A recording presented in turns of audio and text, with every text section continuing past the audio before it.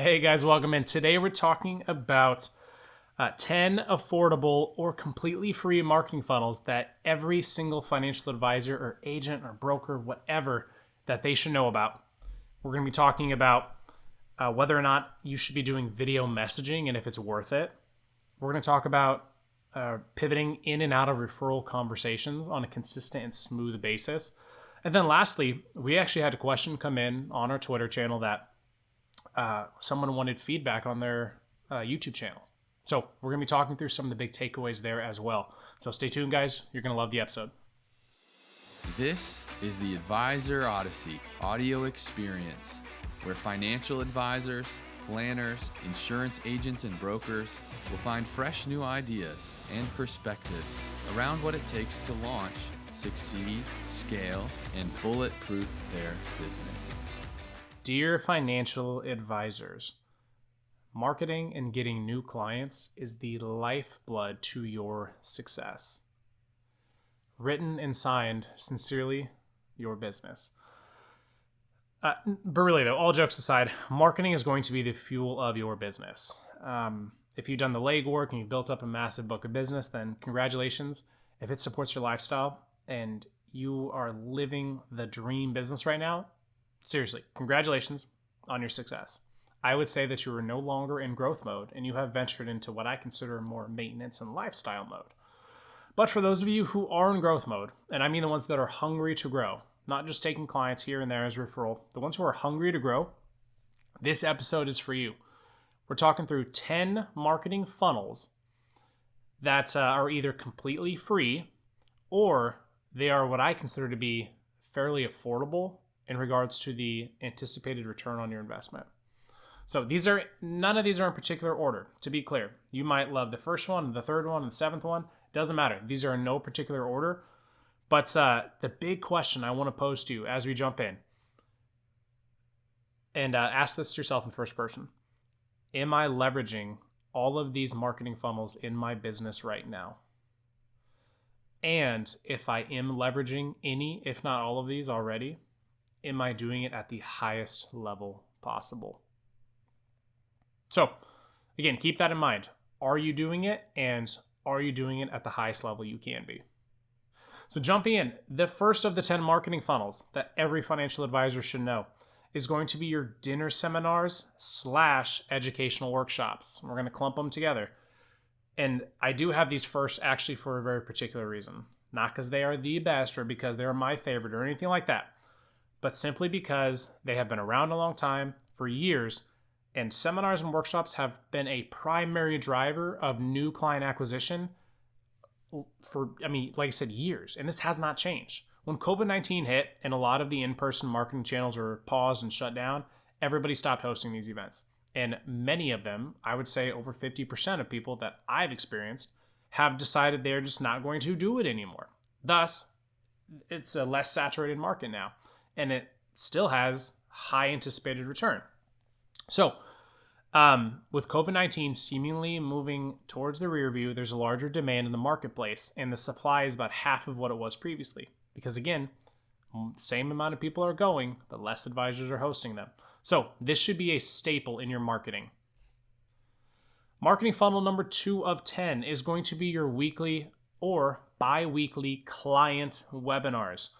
This is a referral driver for your marketing. Hosting a weekly or bi-weekly webinar series for your clients is a great way to keep your clients engaged and keep top of mind. These can be pre-recorded or live, but here's all you need. You need a Zoom account with a paid membership so you can have a unique URL that clients can use every single time. You need a catchy name for your series to assist you with the branding. You'll need about 10 to 20 minutes every week to spend prepping about your talking points. You're going to need a templated email to send out to all of your clients with the talking points, bulleted out, and then a preview for the next webinar. This can be done really easily on canva.com, for example. And then the last thing you need is a big signature at the end of the email that helps clients know they can and should forward the invitation to the webinar and the information that goes along with it to anybody they know who may find the information relevant. Again, client webinars should be a staple as a passive marketing funnel, but also active client engagement. Marketing funnel number 3 of 10 is going to be a podcast. Now, podcasting is a unique approach to branding, and the costs are absolutely minimal, if not completely free. It's not going to be a direct response marketing funnel. I don't want you to think that your podcast is going to be why you start setting all these appointments. However, podcasting creates leverage in your community, and it also allows you a platform to interact with other popular community members, thus enhancing your networking opportunities, or your social capital, or your reach. Now, every podcast you record should be a little engine running nonstop on your website, on either your Spotify, your Apple Podcast, or whatever platform you use. It should be a staple in your digital marketing. So it's just going to be going and going and going. And as soon as you do it once, it'll just live forever. Speaking of digital marketing, number 4 is automated webinars. Now, I'm a huge fan of set it and forget it marketing funnels. Automated webinars, when they are paired with consistent digital marketing and branding, serve as an amazing opportunity to pre-record a 15, 20, 30-minute webinar around a topic that we can consider evergreen. These topics are things like handling market volatility, Medicare supplement discussions, differences in the types of life insurance, basics of annuities and income riders, everything you should know about a trust or estate planning and why you should have a trust. And then the list goes on and on. There's so many more. But there are marketing companies out there that will allow you to record a webinar and set it up to air during specific days and times. And they'll require a registration to view it. It's not just show up and watch it. 2 such companies that I've heard of that I've heard good results with, and to be clear, I'm not backing them and saying they're going to be perfect for you. But these 2 companies are Webinar Jam and EverWebinar. Again, I've never used them personally, but I've heard positive reviews about them from other financial advisors and agents, etc. The 5th marketing funnel of our 10 today that every financial advisor should know is going to be your email drip marketing campaigns. Again, email, the ROI on a successful email campaign is astronomical. If the emails you have going out to leads and prospects are not automated, then you're spending too much time on it. There are countless email marketing companies out there that will help you leverage email marketing. SnappyCracken and MailChimp are probably the 2 of the most leveraged companies and talked about companies. But again, depending on when you listen to this, that's probably going to change because it's a fast evolving industry. But find a way to work with one of these email marketing companies and delegate all of your email marketing. Also, side note, be consistent with your emails, whether it's like an email drip marketing campaign or just passively emailing prospects every once in a while. Be consistent and follow a cadence to aid your ROI for your tracking purposes. The 6th of our 10 marketing funnels, number 6 is client onboarding process. Now, most of you might be thinking, that's not marketing. You're right, it's not. But most referrals you receive will likely come during the first year of working with someone. And ironically, most of the time that's going to happen in the first 3 months. There's a huge drop off after we hit past the 90-day mark. So you might be asking yourself, why? Why does that happen? Why does that change? The reason is because the relationship with the new client is still fresh, and the added impact that you and your team have on them is still really, really top of mind, and it's really noticeable by the client. As opposed to Sandy Sue you've been working with for 5, 6, 7 years. You go out of your way, she's going to appreciate it, but it's not going to be a change of pace, ideally, right? So creating an intentional process to follow and roll out the red carpet for your new client is a huge strategy and successful strategy with creating consistent referrals. Think to yourself things like client welcome kits. When someone becomes a client of yours, what do they get from you in exchange? Not in exchange for services, but how do you show appreciation? How do you welcome them to the team? Your plan proposals, do they look professional? Are they branded? Or is it just, a couple pieces of paper with a staple in the middle from your retirement report or whatever software you use? Give them invitations to appreciation events, both proactively before they even become a client. Let them know that, hey, you're a part of the family. Here's what we got going on. Please sign up as soon as you can. If you have a book, give them your book. And then lastly, this is super easy. If you have a team, this is super easy to do. Ask your team just once a month, even for the first 3 months, give them check-in calls. Ask them, hey, is there anything we can help you with right now? Is there anything top of mind that, Joe Smith Advisor might be able to help you with? Is there anything that you need from us or would like from us that would help you sleep better at night? Just stuff like that. Keep checking in with them. Again, this is when the relationship is fresh.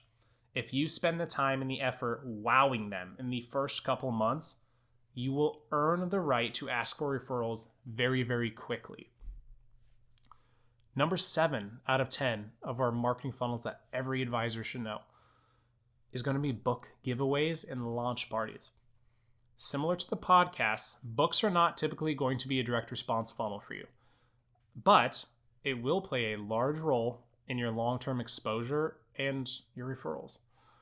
Having a book authored by you, not ghostwritten, enhances your perceived credibility in the eyes of prospects as well. It'll create referral opportunities, and it should, if used properly, enhance your appointment stick ratio for those like first and second appointments. When you have a book, you can find a lot of reasons to tell your clients and prospects about it. We don't want to brag, but talk about it. You're an author. Less than 1% of the population ever writes a book. And then of that 1%, less than 5% of that population ever even gets through half of the book writing process. So it's an accomplishment. If a full-size book is not an option for you, whether it be for costs or compliance or whatever it is, then I would consider getting really, really granular in a specific area of financial planning and try to write an ebook around it or a really in-depth guide. This will also have some of the same effect, but nowhere near the same impact. So number 8 on our marketing funnels here is referral dinners. Now, to be clear, this will be with your clients, not prospects. But step 1 is identify your top clients, whether that's through a financial or monetary value, whether that's through just how you love working with them. Sandy Sue, Joe Smith, they don't really have a ton of assets under management, but they're just such a joy to work with. When they call in, you're always happy to take the call. Basically, you're going to want to find the clients that you would love to spend time with, and the ones that you would want to duplicate is probably actually a better way to put that. But just invite them to a birthday or an anniversary dinner as an anniversary of like working with your firm, not their anniversary. You want to stay out of that. But invite them to a birthday or an anniversary of joining your firm as just a showing of appreciation. There's no strings attached to this. However, you will allow them and encourage them to invite their peers to join them. Make sure you use the word peers as opposed to friends or family or someone, because what will often happen is people will invite their kids or grandkids, and you don't want to have that. So encourage them to invite their peers and allow them to choose the date.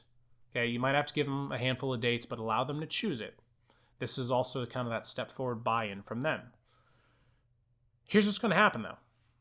Throughout the dinner, you're going to have just general conversation. We're not going to talk anything about money, no financial talk, unless it's brought up. And even if it's brought up, try to avoid it. Like, answer it. Don't ignore the question or be rude about it. But your goal, and make it clear, like actually say this, your goal is to just show some appreciation to your clients, take them out because it's a special day for them. And that's it. But here's the trick. After the appetizer and the meal are served and concluded, you're going to excuse yourself from the dinner table. You're going to thank everybody for coming, and you're going to let them know that dessert is on its way, and you've already taken care of the check, so that's all good. Now, this is a unique way of, first and foremost, removing yourself from the situation in a graceful manner and avoiding sort of awkwardness, but also what you're going to pretty much make them do is when you leave that dinner table and you tell them everything's been paid for, the experience has been amazing, you've got to run, and that dessert is on its way, they're not going to leave. And who do you think they're going to be talking about after you leave? The conversation is going to likely be around you, at least a portion of it. So the next day or so, you're going to want to call your clients and ask them if they enjoyed it, if they liked the dessert, all that. And actually, however, you'll probably get a call from them. That's another thing. If it's a really close client, they will probably call you first just to let you know how much they appreciate it, everything went well, etc. But either way, you're going to make sure to ask them if their friends or peers or siblings or whoever joined them. You're going to ask them if they enjoyed it. Then you're going to lead into the referral conversation and ask your clients if they feel their friends, which you're going to want to say their names at this point. Joe, Sandy, Tom, Catherine. Say their names, and you're going to ask your client straight up if that individual, Joe, Sandy, Tom, Catherine, if they would be a good fit for your firm and if they're anything like you, as in the client. Follow that conversation path and ask your client to invite them to the next event going on. Don't invite them to a direct appointment. Invite them to another event, because now you've warmed up that relationship a little bit. So number 9 on our 10 marketing funnels to know is this one's not going to be really sexy, and a lot of you listening probably will not like this. But the truth is, phone sales. Phone sales is huge. If you've been consistent with your digital marketing and if you've been tracking prospects in your CRM, then you should have a lot of phone numbers built up. Hire a hungry college graduate and pay them to market over the phone to prospects. The goal, to be clear, the goal should be to drive an appointment. They're not selling anything. The goal is to drive an appointment. And then their goal on top of that is to make sure that prospect shows up or get them to RSVP to an upcoming seminar, workshop, webinar, whatever. For compensation, you're going to pay them based on their performance. So theoretically, if you've been tracking your closing percentage and you're honest, you're not lying about it, if that college graduate or that intern or that part-time employee, if they can get you 10 new appointments on your calendar and you close 2 of them, depending on the business you do, how you allocate it, there's a lot of variables here, but you should know how much a new client is worth to you in your business. And if that client, let's say I'm going to make up a number here, if that client is worth $10,000 to you in your business, then that college graduate or hungry college intern, they just basically made you $10,000 because they drove that prospect to the appointment. That otherwise would not have happened because you wouldn't have done it yourself. So again, it's essentially a $0 investment that can yield some really massive results. And so our last marketing funnel that every financial advisor should know about is going to be product-specific marketing. Now, look, I get it. You're not a product pitcher or an insurance salesman or anything like that. You're a true holistic financial planner or a tax planner, and you do what's best for your clients. But sometimes it does not matter how great somebody is at what they can offer as a whole. Sometimes all that matters is that you have the specific product or investment that prospects are looking for. Imagine you walk into a home goods store. If you could buy the $6 screwdriver to finish building your deck instead of buying the entirely new tool set for $300, wouldn't you prefer to do that? And see, every once in a while, be really clear about a specific service or investment that your firm can provide and offer a consultation to discuss that specifically. So there you have it. There's 10 affordable marketing funnels that you should know and you should use. From left field, where we take a swing at answering your specific questions and share our insights into the more common challenges that financial advisors, planners, insurance agents, and brokers typically face in their business. First question today from left field. What do you think about advisors using video messaging?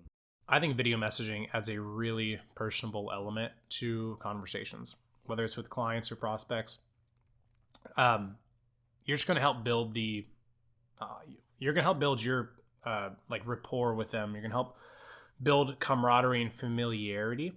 But I'm going to zone in on BombBomb because that's really the software that I know most financial advisors and brokers and whatnot that I work with and interact with. That's what they use. Now, BombBomb does have a cost, and there's some other perks and elements to using it. But video messaging is huge because it can increase your stick ratio at your events by sending them a BombBomb video before and after. and I say before the event and then after the registration. It can increase your stick ratio and show ratio at your appointments through your sales process. Sending them a bomb video in between appointments is, again, another really good way to just look even more and more human, right? It's good to send to clients for like annual reviews as opposed to just getting a letter in the mail or an email. Especially if they're an AA plus client, you should really be sending a video message, in my opinion. Any sort of birthday or anniversaries, this would be either a client anniversary or like a wedding anniversary or something of the likes. Send them a little bomb, just letting them know you're thinking about them today. Whenever there's a major event that happens, whether it's in the market or in the world or in the US, I would send out a video. For example, when the stimulus checks started hitting and when the Secure Act happened and when the war in Ukraine really took off, like these are all things that you should be talking about and communicating with like for your clients and with your clients. And a video message, just like a FaceTime, we're not trying to get all fancy with the setup or software or audio. Pull out your iPhone or your Android, hop on BombBomb and record a quick little 1-minute FaceTime video. Just calm your clients. Send out that email. Send that video out via email to them. And then last really cool reason that I've found for using video messaging and how to use it is when you send out, if you send out newsletters to your clients in an email format, it is a really, really good idea to embed a video in that email and see how many people click it to watch it and see how far they get to watch it. That'll give you a really good perspective on how engaged your clients are with your communication. All right, second question. Will you give me feedback on my YouTube channel? So this is a question we had come in from Twitter, and I'm awaiting permission to be able to share the YouTube channel. But this is a gentleman. I had made a couple of tweets about YouTube and how the success that you have on YouTube is not predicated on the content you produce right now. It's predicated on consistency long term. But he asked me to review his YouTube channel just for fun and give him some honest feedback. So I did. And the feedback I gave him is honestly general-based feedback as a whole. So it's not going to be exclusive to just him, to be clear. But there's 4 big takeaways that I had from his YouTube channel that I think everyone should apply to their YouTube channel if you have one. So first is the format of the videos. Now, this, and by format, I mean actual like video versus the YouTube Shorts. YouTube Shorts, I don't know when they actually started, but they're not crazy popular, I don't think. It was meant to, compete with TikTok and Reels on Instagram, but YouTube Shorts don't do a good job of getting viewers, typically, unless you have a large subscriber base already. In comparison to full videos, to be clear. A 5-second intro and an outro on your shorts could turn them into full-length videos, which will go further when it comes to viewing exposure. So the feedback I gave him is he had a ton of videos that were less than a minute long. And a lot of them were in that 45, 50, 55-second range. I told him to add an intro and an outro to your videos so you can make them legitimate, like actual videos. And that way it's just creating better content. Another big piece of that is why I say this. With normal YouTube videos, you have that subtitles file that you can take and export, that .srt. That .srt file can be used as cross-content marketing and creation. You've already set it on the video form. Just get the transcription. You cannot do that on shorts, at least as of this time. The second piece of advice I gave him, in a general sense, is just consistency. He suffers from what I think pretty much everyone suffers from. When you make content, it can feel like a grind. You go through perks of inspiration, and then you go through times where it's, what can I put out there? What can I talk about? And it really doesn't have to be a grind if it's done properly on the front end. And I'll explain that. But I'd recommended this to him. Try and make 2 to 3 full videos a week. And by full, I mean his videos for fulls were like 2, 3, 4, maybe 5 minutes long on average. I think his longest one was like 10 or 12 minutes. But try to make 2 to 3 full videos a week. Most advisors that I work with who have well, they basically excel on YouTube. They tend to block out an hour or two once a week to record. Most of the time, it's only 1 hour, but they'll block out that time on their calendar as like a standing appointment. This is their creation time, their inspiration time. Then they pay somebody, anywhere from like 100 to 500 bucks. I know some advisors, they'll go all the way up to 1,000, 2,000, 3,000 a month for really, really, really like powerful, high level editing and branding and all the stuff that goes along with it. But the point is they're paying someone to help them shoot, produce, and edit their videos. Most people do not have time to come up with their own content, record the content, edit the content, produce the content, and then put the content out there, and then still be able to be a successful advisor or accountant or whatever. So I told him to be consistent and look for ways that he can offload some of that. The third piece of advice I gave him was to implement more playlists and series into what he does. Creating video playlists so people can see more of the recommended for you videos from that same playlist. That can go a long way. So if you tend to talk a lot about taxes, and maybe it's doing your own taxes, like how to understand how to do your own taxes, instead of just making a handful of videos and letting them sit there, create a playlist on that or a series so that you can have all that content laid out so someone can find one video and then get access to all the others. The other side of that is when you have playlists and series, you can get really granular and really highly detailed on specific contents of the video. So on that same example of taxes, you can create a series on taxes. Then you talk about taxes as a normal individual, like W-2. You can talk about 1099 type taxes, business taxes, whether you're a C Corp, S Corp, LLC. You can get really granular on this. But I told him he should put his videos in a playlist and series. And then the last one, this is actually pretty simple, but it's more of a reminder than anything. YouTube is, for the most part, a brand new terrain for financial services. It's not where most people think they're going to find a lot of clients from. But again, it's a growing social media platform still. I have no idea what you listening might be doing for your marketing or branding right now. But make sure that your marketing and branding outlets communicate with each other. For example, when you email clients, if you can, include a recent YouTube video embedded that takes them to your YouTube channel. Put it in your signature. Let them know you have it, because they will be the ones who go to YouTube video first, I should say. But anyways, those are just 4 kind of general tips of feedback on YouTube as an advisor or an agent. But I would also highly encourage you to just spend some time looking up best practices around growing your YouTube audience. Again, financial advisors on YouTube is a very low saturated market right now. If you're prevalent and you're making good content out there, a lot of people are probably going to see you. Our final question for today. I hate the referral conversation. Do you have any tips on having that conversation? Everyone loves referrals. Not many people enjoy asking for them. And you can always tell the ones who don't enjoy asking for them, at least in my experience, when they tell you that they don't need to ask. And that's whenever I hear that, I get that answer, I always think to myself that means that your referrals are not predictable. And for advisors or business owners that rely on referrals and they're not predictable, you're in a dying business. There has to be some sort of way that you can track and predict your growth. And if it's only coming from referrals, you got to have some sort of process. So this specific answer here, I'm going to say is the referrals pivot conversation.